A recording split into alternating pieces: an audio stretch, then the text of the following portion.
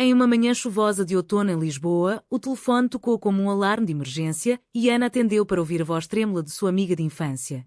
Maria foi presa por fraude fiscal e ela precisa de fiança imediata ou vai apodrecer na cadeia. Sem hesitar, Ana, uma professora universitária de 28 anos com uma vida estável mas solitária, sacou suas economias e pagou a quantia exorbitante, libertando Maria da prisão de Caxias em poucas horas, mas o que Ana não esperava era que, ao saírem do portão enferrujado, Maria, a outrora brilhante advogada de 35 anos, se virasse para ela com olhos cheios de lágrimas e dissesse: "Eu te devo minha vida, Ana. Eu te prometo que vou te retribuir de uma forma que mudará tudo entre nós." Aquelas palavras pairaram no ar como uma ameaça velada e Ana sentiu um arrepio que não era só do frio lisboeta. Maria, com seus cabelos pretos desgrenhados e o terninho amassado, parecia uma sombra da mulher confiante que Ana conhecera anos atrás na Faculdade de Direito. Elas haviam sido inseparáveis na juventude, partilhando segredos e sonhos em cafés do bairro Alto, mas a vida as separara. Ana optara pela academia, enquanto Maria mergulhara no mundo corporativo, defendendo grandes empresas em casos polêmicos. Agora, ali estava ela, vulnerável e quebrada, após um escândalo que envolvia manipulação de documentos para um cliente rico. "Por que você fez isso?", perguntou Ana enquanto dirigia de volta para o centro da cidade, o para-brisa embaçado pela chuva incessante. Maria hesitou, olhando para as mãos trêmulas. "Eu não tinha escolha. Meu pai. Ele está doente e as dívidas da família me sufocavam. Um erro, Ana, só um erro." Mas Ana sabia que não era tão simples. Os jornais haviam noticiado o caso como um exemplo de corrupção no sistema jurídico português e Maria enfrentava não só a perda da licença para advogar, mas também o ostracismo social. Ao chegarem ao apartamento modesto de Ana em Alfama, com vista para o Tejo, Maria desabou no sofá, chorando pela primeira vez. "Minha família me renegou. Minha mãe disse que sou uma vergonha, que uma mulher como eu deveria se casar e ter filhos, não me envolver em negócios sujos." Ana, que sempre admirara a força de Maria, sentiu uma pontada de raiva contra aquela sociedade conservadora que ainda via as mulheres como meros ornamentos. Ela própria lutava com isso. Filha de pais tradicionais do interior, Ana escondera sua atração por mulheres por anos, temendo o julgamento. "Você não está sozinha", murmurou Ana, sentando-se ao lado dela e oferecendo um copo de vinho tinto. Mas enquanto Maria contava os detalhes, como falsificar assinaturas para salvar a firma de um colapso financeiro, acreditando que era o certo para proteger empregos, Ana percebia camadas mais profundas. Maria admitiu que o stress a levara a questionar tudo, incluindo sua identidade. "Eu sempre me forcei a ser a advogada perfeita, casada com o trabalho, mas... e se eu estiver mentindo para mim mesma sobre quem eu amo?" A noite avançou com conversas intensas e Ana, pela primeira vez em anos, sentiu uma conexão que ia além da amizade. Mas o dilema moral pesava. Ao salvar Maria, ela se envolver indiretamente no escândalo? Os jornais poderiam descobrir e sua carreira acadêmica estaria em risco. No dia seguinte, Maria insistiu em retribuir, ajudando Ana com um problema pessoal, uma disputa familiar sobre herança que Ana evitava. "Deixe-me provar que ainda sou útil", disse Maria, com um brilho nos olhos que Ana achou irresistível. Elas passaram horas revisando documentos e, em um momento de proximidade, suas mãos se tocaram, enviando uma faísca elétrica. Ana recuou, confusa. "Isso é loucura. Você acabou de sair da prisão." Mas Maria sorriu tristemente. "A prisão me fez ver o que eu ignorava." "E você, Ana? Quando vai parar de se esconder?" A tensão crescia à medida que Maria se instalava temporariamente no apartamento. Ana notava olhares prolongados, toques acidentais que não pareciam tão acidentais. Sua família, em uma visita surpresa, questionou a presença de Maria. "Quem é essa mulher? Por que ela está aqui?", perguntou a mãe de Ana, com tom acusador. Ana mentiu, dizendo que era uma amiga em necessidade, mas o desconforto era palpável. Internamente, Ana lutava. Salvar Maria fora um ato de lealdade, mas agora enfrentava a possibilidade de um amor proibido em uma sociedade onde o casamento gay era legal, mas o preconceito persistia, especialmente em famílias católicas como a dela. Maria, por sua vez, lidava com a culpa. "Eu te arrastei para isso. Se eu for condenada, você vai sofrer comigo." À medida que os dias passavam, Ana descobria mais sobre o passado de Maria, um noivado rompido anos atrás porque ela não se sentia atraída pelo noivo, e rumores de afés com mulheres que ela negava veementemente. Eu me convenci de que era só confusão, confessou Maria uma noite, enquanto caminhavam pelo Chiado. Ana, coração acelerado, admitiu sua própria luta. Eu namorei homens para agradar meus pais, mas nunca me senti completa. O ar entre elas carregava eletricidade, mas o medo as paralisava. Então veio o primeiro confronto. Um ex-colega de Maria apareceu à porta, exigindo que ela devolvesse documentos incriminadores. Você me traiu na firma, acusou ele. Maria, defendendo-se, revelou que o homem era o verdadeiro culpado, mas optara por assumir a culpa para proteger outros. Ana, testemunhando a cena, sentiu orgulho misturado a terror. Maria era corajosa, mas imprudente. Por que não denuncia ele? Perguntou Ana. Porque isso destruiria famílias. Eu pago o preço sozinha. O Phylum terminava com Ana decidindo ajudar Maria a investigar o caso, mergulhando em um mundo de intrigas que testaria sua moral. Elas contrataram um detetive particular e as noites se tornavam longas discussões sobre justiça versus lealdade. Ana percebia que sua atração por Maria não era passageira, era profunda, enraizada em admiração e empatia. Mas o custo? Perder a família, a reputação? A tensão societal pesava, com notícias sobre protestos contra direitos LGBT em Portugal e quando na TV Ana questionava: vale a pena arriscar tudo por isso? Maria, tocando sua mão, respondeu: às vezes, a liberdade custa caro. Aproximadamente 1020 palavras. A investigação avançava e Ana se via cada vez mais envolvida no caos de Maria. Elas se reuniram com o detetive em um café escondido no Rocio, onde ele apresentou evidências, e-mails que provavam a inocência de Maria, mas implicavam o ex-colega e até um político local. Isso é maior do que pensei, murmurou Ana, sentindo o peso da decisão. Maria, com olhos determinados, insistiu: precisamos expor isso, mas discretamente. Não quero vingança, só justiça. Mas Ana hesitava, envolver-se significava confrontar sua própria covardia. Em casa, sozinha enquanto Maria atendia uma ligação, Ana folheou fotos antigas delas na faculdade, sorrisos inocentes, abraços platonicos que agora pareciam carregados de significado não dito. O que estou fazendo? Pensou ela, coração dividido entre lealdade e autopreservação. O conflito familiar irrompeu quando os pais de Ana ligaram, exigindo que ela viesse para o jantar de domingo em Sintra. Traga um namorado decente dessa vez, disse o pai, com tom brincalhão mas pressionador. Ana, frustrada, desligou e confidenciou Maria: eles ainda acham que sou hétero. Como digo que talvez eu goste de você? Maria congelou, o ar entre elas espesso. Goste de mim? Ana, isso é real ou só pena? A pergunta cortou como uma faca, forçando Ana a confrontar seus sentimentos. Elas passaram a noite discutindo, vozes elevadas e quando no apartamento. Maria revelou sua própria luta. Na prisão, pensei em você todos os dias. Foi o que me manteve sã. Mas eu te decepcionei. Ana, lágrimas nos olhos, admitiu: você me salvou de uma vida vazia. Mas e se isso nos destruir?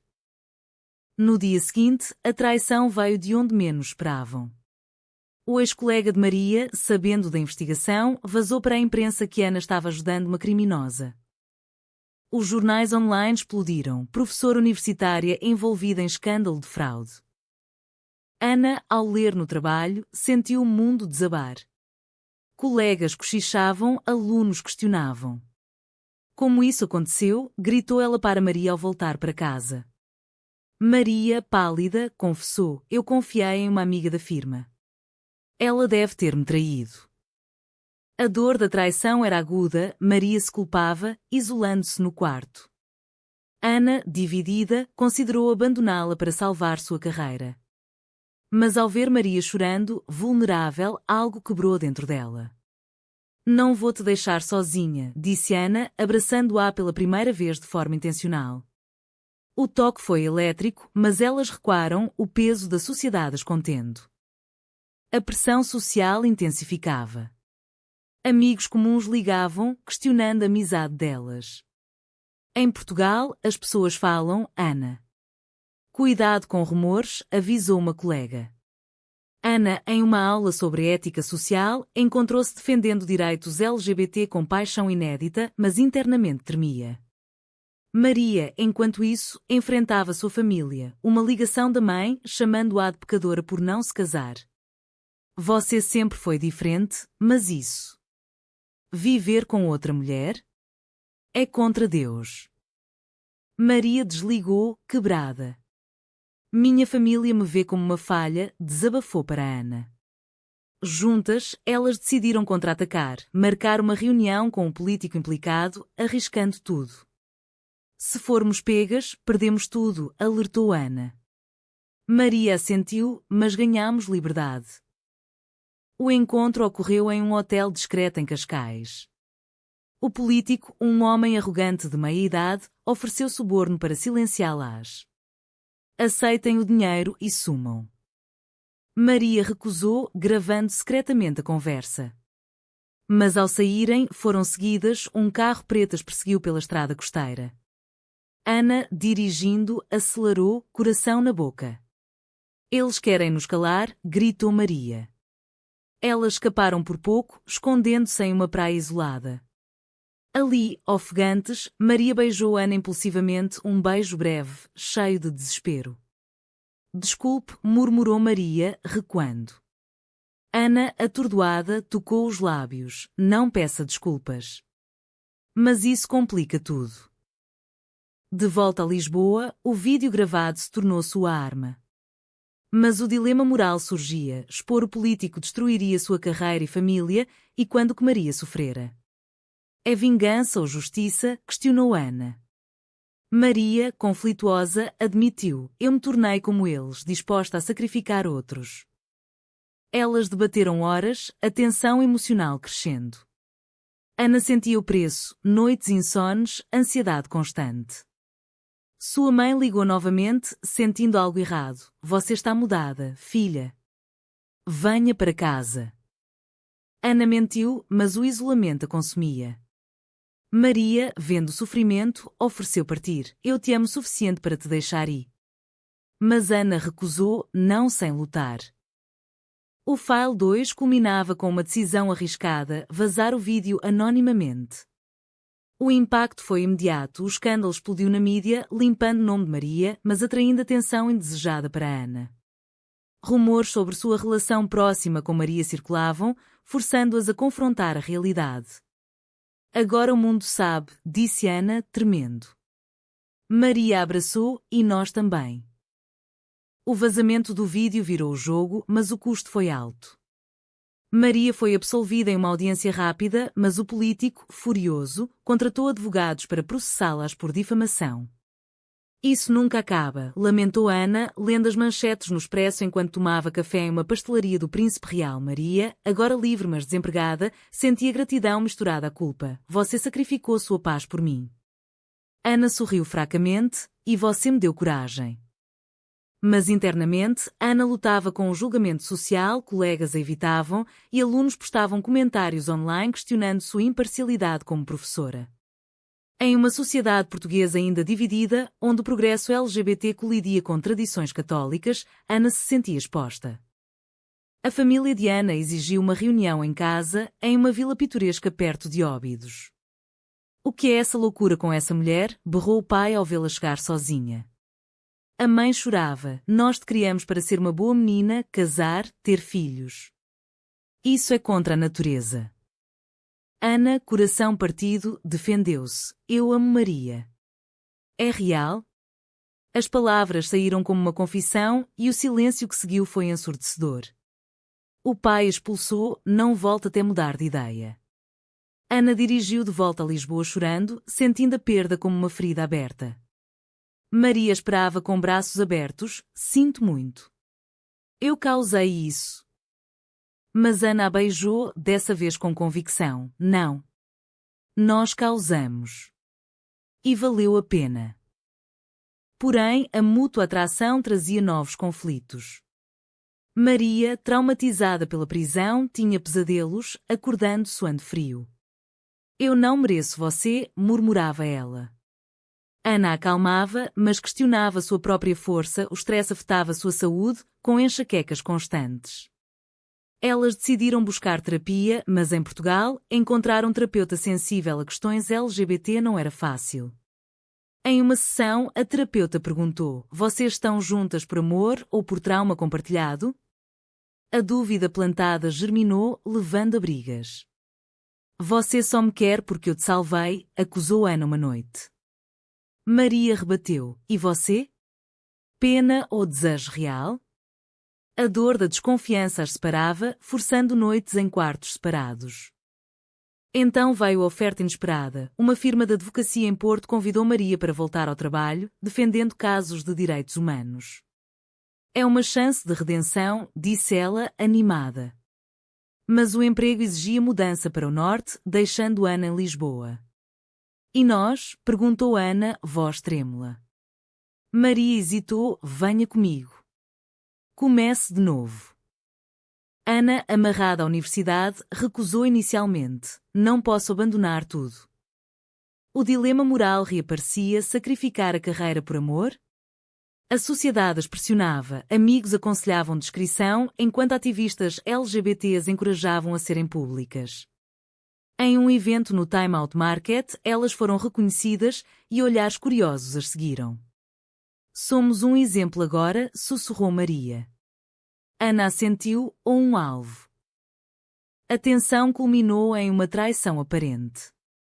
Ana descobriu mensagens no celular de Maria de uma colega, sugerindo um encontro. "O que é isso?", confrontou ela. Maria explicou: "É sobre o caso antigo. Nada romântico." Mas a dúvida persistia, e quando inseguranças. Ana, ferida, saiu para caminhar pelas ruas empedradas de Moraria, questionando tudo. "Eu paguei caro demais", pensou. Ao voltar, encontrou Maria arrumando malas. "Se você não confia em mim, eu vou embora." Ana implorou: "Fique. Vamos resolver." Elas se reconciliaram em uma conversa honesta, revelando medos profundos, Maria sobre rejeição, Ana sobre abandono. "Nós nos curamos juntas", concluíram. Mas o mundo exterior não dava trégua. O político, em retaliação, vazou detalhes falsos sobre elas, alegando manipulação lésbica no caso. A mídia sensacionalista amplificou e Ana recebeu ameaças anônimas. "Isso é o preço da visibilidade", disse Maria, fortalecendo-se. Elas decidiram se unir publicamente, participando de uma marcha LGBT em Lisboa. Caminhando de mãos dadas sob o sol, sentiam empoderamento, mas também medo. "E se perdermos mais?", perguntou Ana. Maria sorriu: "Já perdemos o que não importava." O file 3 terminava com uma reviravolta. A família de Maria, ao ver a marcha na TV, contatou-a: "Talvez possamos conversar", disse a mãe. Esperança surgia, mas com cautela. Ana e Maria, mais unidas, enfrentavam um futuro incerto. A reconciliação familiar de Maria trouxe uma trégua tênue. Elas viajaram para o Alentejo, onde a mãe de Maria as recebeu em uma casa rural. "Eu não entendo, mas você é minha filha", disse a idosa, olhos baixos. Ana, nervosa, permaneceu em silêncio, sentindo o peso do julgamento. Mas o pai de Maria, mais rígido, confrontou: "Isso é uma fase? A prisão te confundiu." Maria defendeu: "É quem eu sou. Aceito ou perca-me." A discussão escalou, com acusações de influência externa olhando para Ana. Elas saíram cedo, o ar carregado de tensão. No carro, Maria chorou: "Eu pensei que mudariam." Ana a consolou: "Dê tempo. Nós mudamos o mundo aos poucos." Mas internamente, Ana duvidava, sua própria família ainda ignorava, enviando mensagens esporádicas de arrependimento. De volta a Lisboa, a carreira de Ana sofria. A universidade a colocou em licença voluntária devido aos rumores. "É discriminação", protestou ela. Maria, agora no novo emprego em Porto, comutava fins de semana, mas a distância esticava a relação. "Eu sinto sua falta", dizia por videochamada. Ana respondia: "Venha morar aqui." Mas Maria hesitava: "Meu trabalho é minha redenção." O conflito de prioridades surgia: amor versus ambição. Em uma visita, elas brigaram feio. Você me salvou da prisão, mas agora me prendem culpa, acusou Maria. Ana rebateu: e você me arrasta para o caos. A dor era palpável, levando a uma separação temporária. Ana, sozinha, refletia sobre as escolhas. Salvar Maria fora certo, mas o preço emocional a esgotava. Uma reviravolta veio quando Ana recebeu uma oferta de palestra sobre ética LGBT em uma conferência em Coimbra. Aceite, incentivou Maria por telefone. É sua voz. Ana foi, falando com paixão sobre preconceito e resiliência, citando sua história. A plateia aplaudiu, mas um heckler gritou: vocês destroem famílias. Ana rebateu: nós construímos novas.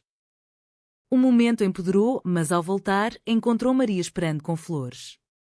Eu pedi transferência para Lisboa. Você vale mais. Elas se reconciliaram, mas o dano persistia, confiança abalada por brigas passadas. A sociedade testava-as novamente. Um artigo no Público as retratava como heroínas ou vilãs, questionando a moralidade de suas ações. Comentários online eram cruéis, lésbicas corruptas. Maria, lendo, desabou: eu causei isso. Ana ergueu: nós lutamos juntas. Elas decidiram processar por difamação, virando advogadas de si mesmas. No tribunal, confrontaram o político mais uma vez. Vocês me arruinaram, cuspiu ele. Maria rebateu: você se arruinou. A vitória veio, com indenização, mas o stress cobrava. Maria teve um colapso, hospitalizada por exaustão. Ana, ao lado da cama, jurou: nunca mais nos separamos. Recuperada, Maria propôs: casemos. Mostremos ao mundo.